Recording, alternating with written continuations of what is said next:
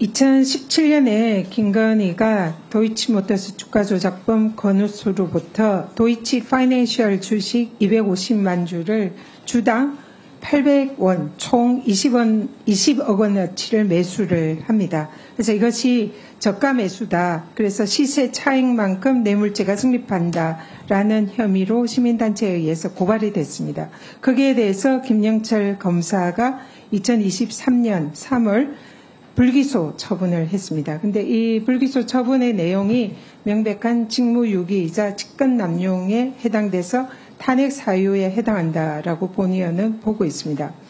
김건희 여사가 800원에 매수한 주식은 이 도이치모터스와 우리들 휴브레인 또 미래에셋 화면 좀 띄워주시죠. 미래에셋 등이 각각 주당 1,500원 또는 1,000원에 매수한 그런 주식입니다. 그렇기 때문에 주당 800원 거래보다 상당히 고가로 거래가 되고 있는 그런 주식인데, 그래서 800원에 이 매입한 김건희의 거래는 저가 매수라는 것을 인정할 수 있는 근거가 충분히 될 수 있습니다. 그럼에도 불구하고 김영철 검사는 저가 매수로 볼 수 없다라고 결론을 내리고 김건희에게 불기소 처분을 했습니다. 근데 만약에 김건희의 주식 거래 저가 매수액이 제대로 평가가 되는 그런 금액이라면 주당 800원에 대해서 주당 1,000원과 비교하면 5억 원의 시세 차익, 주당 1,500원과 비교하면 약 17억 5천만 원의 시세 차익 이익을 본 것입니다. 그래서 따라서 이 차익은 당시에 중수부장, 특수부장, 또 특별검사 수사팀장, 중앙지검장 등을 지낸 윤석열 당시 검사에 대한 뇌물일 가능성을 배제할 수가 없습니다. 그리고 또 이 사안은 기존의 도이치모터스 주가 조작 사건과 달리 윤석열과 김건희 결혼 이후의 사건으로 윤석열도 당시 경제 공동체로 뇌물죄 또는 제3자 뇌물죄의 공범의 책임에 자유로울 수 없는 이런 사안이다 생각합니다.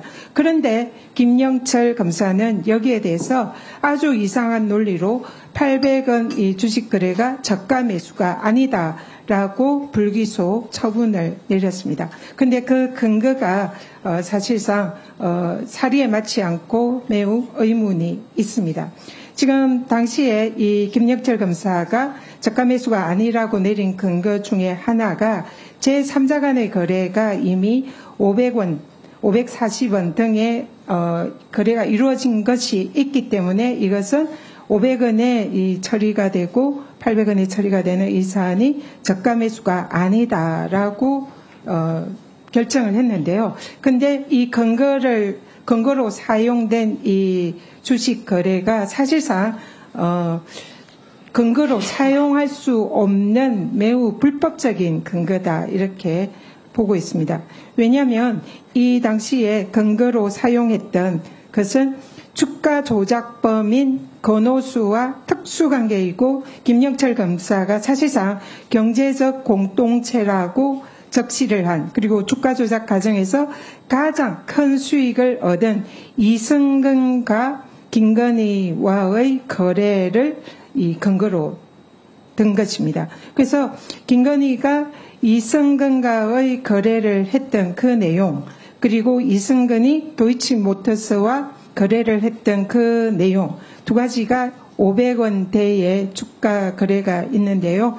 이것을 근거로 김건희의 이 주식 거래가 저가 매수가 아니다. 이렇게 김영철 검사가 근거로 된 겁니다. 근데 실제로 보면 이 거래는 주가 조작범이라고 공범이라고 볼 수 있는 김건희, 이승근, 도이치모터스 간에 이루어진 일련의 거래였습니다. 그렇기 때문에 이 사안에 대해서 근데 김영철 검사가 일종의 법 기술을 사용을 합니다. 지금 이 각각의 거래가 마치 별개의 거래이고 김건희 여사와 무관한 거래인 것처럼 보이게 이 사실상 이 불기소 사유 결정서에 이 사실상 조작을 하는데요. 지금 보면은 불기소 사유가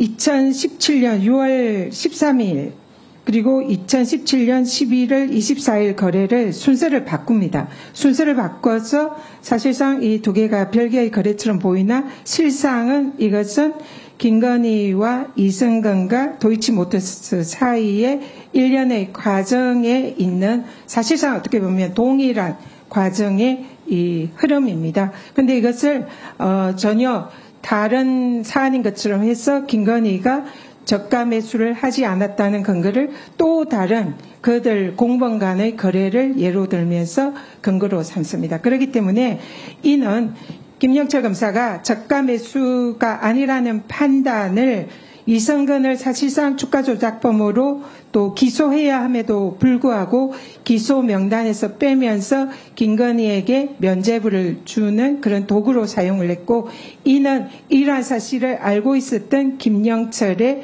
고의적인 그런 행위다 볼 수 있고요. 그래서 따라서 이는 검사가 해서는 안 되는 직무유기이자 명백한 직권남용이다 이렇게 봅니다. 그래서 여기에 대해서는 명백한 헌법상 규정된 검사의 탄핵 사유인 법률 위반으로서 검사의 탄핵 사유가 될 수 있다 이렇게 보고 있습니다. 임원정 검사에 대해서 질문하겠습니다. 지금 이 사안을 들으셨죠? 이게 검사라면 이 김건희 여사에 대해서 무혐의 결정을 내리는 근거로 사용한 것이 그들과의 공범관계에 있는 거래, 일련의 거래를 근거로 들었는데, 여기에 대해서 이런 것을 수사를 하는 검사로서는 어떻게 수사를 해야 되는지, 이런 수사를 가지고 불기소하는 것이 맞다고 생각하는지 답변 부탁드립니다. 저는 검찰에서의 제19 감싸기로 사건을 덮었던 사건 내지는 그 상급자의 직권남용에 대해서 고발이나 감찰 요청을 여러 번 했던 사람으로서 참 슬프게도 좀 여러 국가배상소송, 징계치소소송 등을 제가 진행을 했었고 하고 있는 중인데, 검사들이 허위 공문서 작성 사례를 많이 봐요.